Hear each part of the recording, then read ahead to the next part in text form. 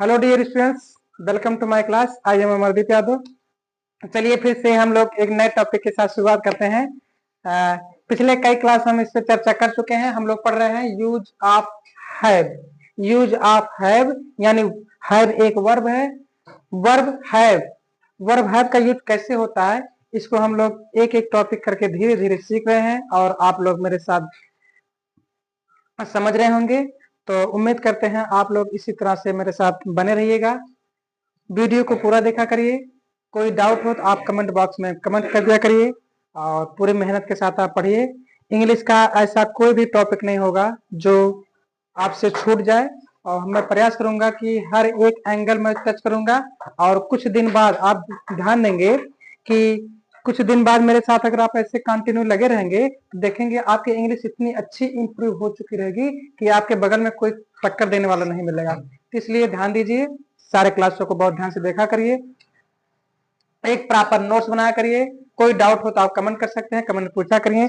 चलिए उसी verb to have का हम लोग यूज करेंगे। प्रेजेंट टेंस में हम लोग पढ़ लिए हैं, हैव का यूज प्रेजेंट टेंस में हो गया। हैव का यूज पास्ट टेंस में हम लोग पढ़ लिए हैं। हैव का ही यूज हम लोग फ्यूचर टेंस में पढ़ेंगे। एक बार आपको बता दें, हम लोग रिकॉल करा देते हैं। Use of verb to have use of verb to have यानी हम लोग हर हैव का यूज पढ़ रहे हैं। ध्यान रहे,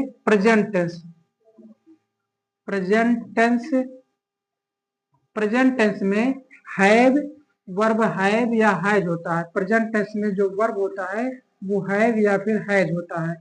इसी हैव और हैज का पास्ट टेंस में अगर हम जाएंगे, पास्ट टेंस, इसी हैव का अगर हम पास्ट टेंस में जाते हैं, इस वर्ब यानी जो वर्ब हैव है, हैव वर्ब प्रेजेंट टेंस में हैव या हैज होता है। अगर पास्ट में जाएंगे तो यही हैव जो है वहां जाके हैड हो जाएगा। अच्छा, यहाँ पे हमने हैव और हैज लिखा है। हैव प्लूरल सब्जेक्ट के साथ यूज होता है, जबकि हैज सिंगुलर सब्जेक्ट के साथ यूज होता है। इसको देखा करिएगा ना, हल्का सा टच करिए, बहुत मोबाइल टच नहीं, हिलना पाए, हिलने ना पाए, है ना। तो प्रेजेंट टेंस में हैव या हैज, है ना। हाँ कोई नहीं, है ना। प्रेजेंट टेंस हैव या हैज, है ना। अच्छा, उसी हैव का पास्ट टेंस में हम लोग जाएंगे तो हैड होता है। प्रेजेंट टेंस में सब्जेक्ट अगर सिंगुलर है, सब्जेक्ट अगर प्लूरल है तो उसके साथ हम लोग हैव यूज करते हैं। सब्जेक्ट अगर क्या है, सिंगुलर है तो हैज यूज करते हैं। लेकिन पास्ट टेंस में सब्जेक्ट सिंगुलर है, सब्जेक्ट प्लूरल है, इससे कोई मतलब नहीं, वो केवल हैड ही यूज होता है। आज हम लोग का जो न्यू टॉपिक है future tense, FUTURE, future tense. Future tense में इसी हैव का यूज हम लोग यूज करेंगे विल हैव या फिर शैल हैव।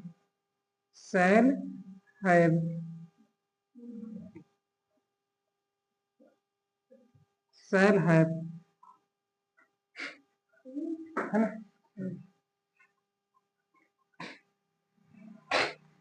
नोट करते रहिए। प्रेजेंट टेंस में हैड या हैज, पास्ट टेंस में इसी हैव का पास्ट हैड हो जाता है।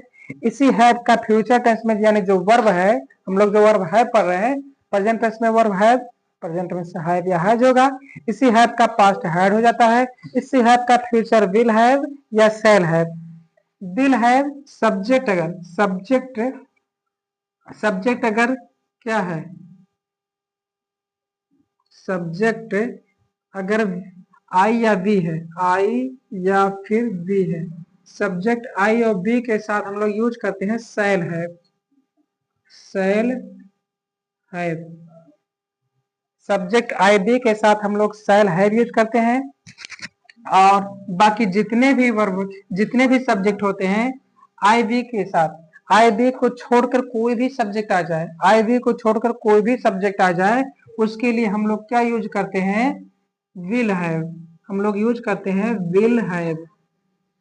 यानी आप लोग केवल एक ही चीज याद रखिएगा, सब्जेक्ट अगर आई बी है, सब्जेक्ट आई या फिर बी है तो शैल है, वरना सब्जेक्ट इसके छोड़ के कुछ भी आए हमेशा विल हैव यूज करेंगे। हमेशा क्या यूज करेंगे, विल हैव यूज करेंगे। तो चलिए समझते हैं।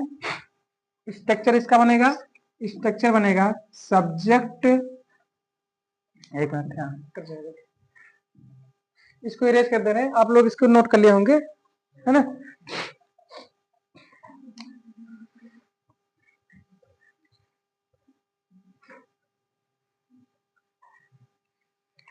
देखिएगा इसका जो स्ट्रक्चर बनेगा, सबसे पहले हम लोग सब्जेक्ट यूज करते हैं, सब्जेक्ट प्लस विल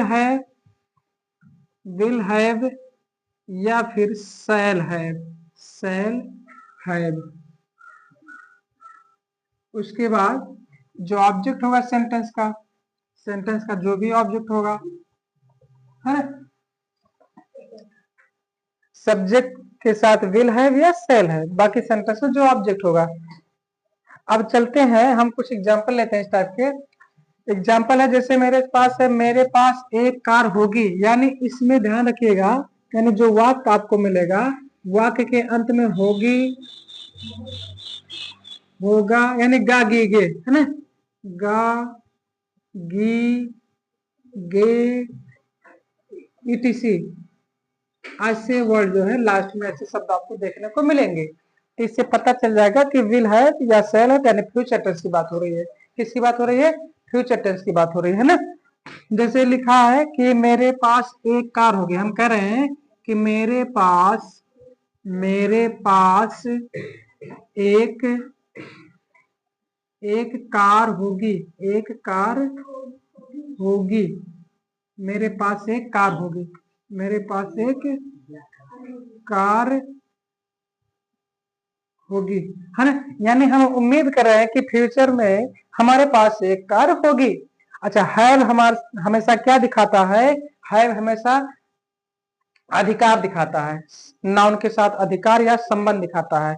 या हैव यानी ये बताता है कि आपके पास कोई वस्तु है, आपके पास कोई वस्तु है ना। अवेलेबिलिटी बताता है, उपलब्धता बताता है कि आपके पास कोई वस्तु है ना।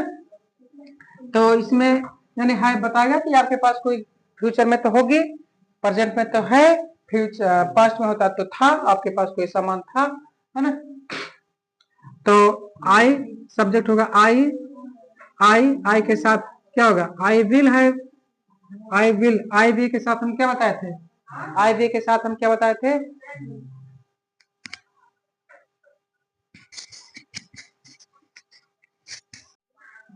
चलिए देखिए, मेरे पास एक सेंटेंस है कि मेरे पास एक कार होगी, वाक्य आपके सामने कि मेरे पास एक कार होगी।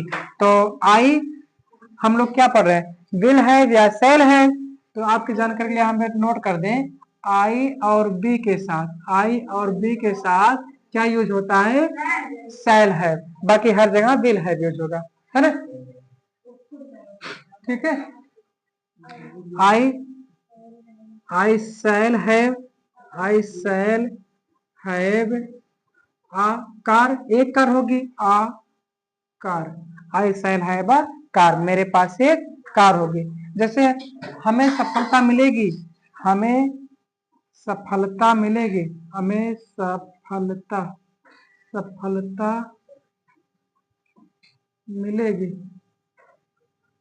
हमें सफलता मिलेगी, यानी मेरे पास सफलता होगी, आने वाले टाइम में हमारे पास सफलता रहेगी, है ना।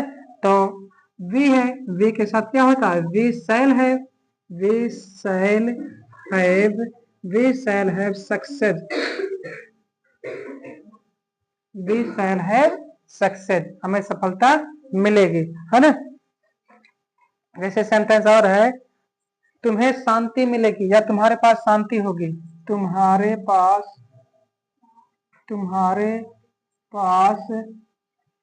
शांति होगी, यानी पीस होगी, पीस मीन्स होता है शांति, ठीक है। तो यू के साथ हम लोग यानी आई बी को छोड़ के हर जगह विल हैव यूज करेंगे, आई बी को छोड़ के, सब्जेक्ट आई या बी को छोड़ के हर जगह विल हैव यूज करेंगे। You will have peace, peace means होता है शांति, यू विल हैव पीस। जैसे राम के पास एक घर होगा, राम, इसको नोट डाउन करते जाइएगा, हम इरेज कर रहे हैं धीरे धीरे एक एक सेंटेंस। राम के पास एक घर होगा या मेरे पास एक घर होगा, एक बंगला होगी, अच्छी गाड़ी होगी, है ना। राम के पास राम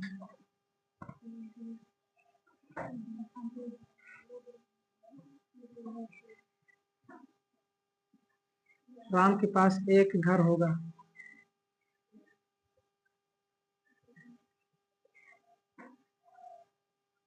राम के पास एक घर होगा, है ना। तो हो जाएगा राम, राम हर जगह विल यूज होगा, केवल आई वी को छोड़कर। Ram will have, sorry, Ram will have a house.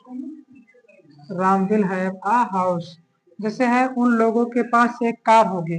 उन लोगों के पास, उन लोगों के पास एक कार होगी। उन लोगों के पास एक कार होगी। तो उन लोग यानी दे में उन लोग, वे लोग या उन लोग, है ना। तो they will have they will have a car, है ना।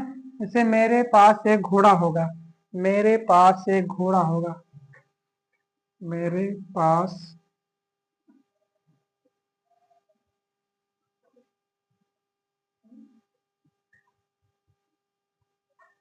मेरे पास एक घोड़ा होगा, है ना। तो मेरे पास यानी आई विल हैव नहीं, आई शैल हैव होगा। I shall have a horse. Horse में से घोड़ा, है ना। जैसे आपके पास समय होगा। आपके पास समय होगा। सेंटेंस है आपके पास समय होगा।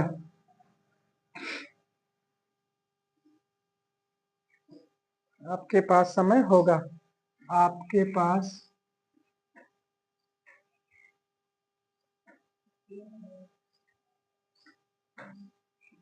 समय होगा। आपके पास समय होगा। तो यू मीन्स आप, you will have you will you will have time. You will have time. एक चीज ध्यान रखिएगा, ये जो टाइम है, ये टाइम एक नाउन है, अनकाउंटेबल नाउन है। इसके आगे कभी ए एन मत लगाइएगा। जैसे यहाँ पे ए लगा है, यहाँ भी ए है, यहाँ भी ए है। ये टाइम अनकाउंटेबल नाउन है ना। अनकाउंटेबल नाउन में कभी जो है आर्टिकल नहीं लगता है ना। जैसे सेंटेंस लेते हैं, उसके पास पैसे नहीं होंगे। सेंटेंस नेगेटिव है। मेरे पास पैसे नहीं होंगे। मेरे पास पैसे नहीं होंगे।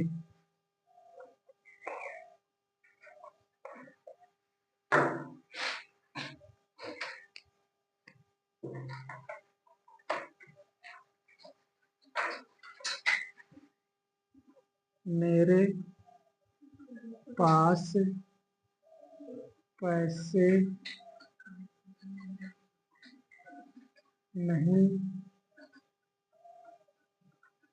होंगे। अच्छा, सेंटेंस देखिए, ये नेगेटिव में है। सेंटेंस कैसा है? नेगेटिव में है। और आपकी जानकारी के लिए हम बताएं, सब्जेक्ट प्लस विल हैव या सेल हैव यूज होता है। विल हैव ध्यान रहे, नॉट हमेशा सेंटेंस में थर्ड प्लेस पर आता है। तो subject plus will plus not plus have plus जो भी ऑब्जेक्ट होगा सेंटेंस का ये स्ट्रक्चर बनेगा, है ना। मेरे पास पैसे नहीं होंगे, है ना।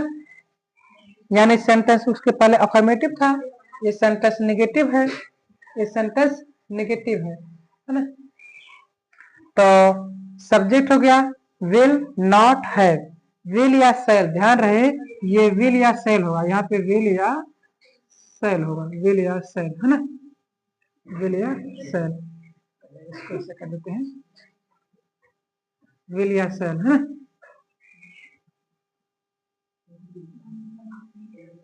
इसको फिर से लिखते हैं, अच्छा नहीं बना है।